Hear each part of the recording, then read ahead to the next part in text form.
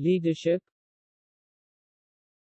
એક manufacturing company પાસે વિશાળ ફેક્ટરી છે. આ ફેક્ટરીમાં ઘણા બધા કામદારો કામ કરે છે. ત્યાં એક મોટી ઓફિસ પણ છે. આ કચેરીમાં કેટલાક અધિકારીઓ કાર્યરત છે. ફેક્ટરી ઓફિસમાં મોટી બેઠક મળી હતી. બોસ ફેક્ટરીના ભાગમાં પ્રવેશ કરે છે અને કામદારોને પૂછવામાં આવ્યું હતું કે તેઓને અમારી ફેક્ટરીમાં કોઈ સમસ્યા છે. એક કાર્યકે કહ્યું કે સાહેબ બધું સારું છે પણ એક સમસ્યા કામદારો માટે મોટી છે. બોસે સ્મિથ સાથે પૂછ્યું, હા, તમારી સમસ્યા વિશે કહો. કાર્યકર્તાએ જણાવ્યું હતું કે એક્ઝિક્યુટિવ લોકો માટે વોશરૂમ અલગ અને સારી સ્થિતિમાં અને સારી ગુણવત્તાવાળા હોય છે. પરંતુ અમારા વોશરૂમ્સ ખૂબ ગંદા અને બિનઆરોગ્યપ્રદ છે, જેમાં સ્વચ્છતાનો અભાવ છે.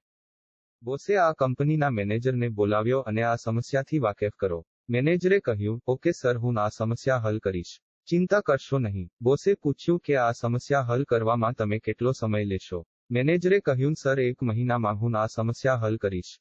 બોસે તાત્કાલિક કાર્યવાહી કરી. એક સુથારને બોલાવ્યો અને કાર્યકારીના વોશરૂમમાં એક્ઝિક્યુટિવ વોશરૂમની નંબર પ્લેટની આપ-લે કરવાનો આદેશ આપ્યો. અને તે તમારું ફરજ છે કે દરરોજ સવારે તમારે વોશરૂમ નંબર પ્લેટનું વિનિમય કરવું પડશે અને હું 1 મહિના પછી ચૂકવણી કરીશ.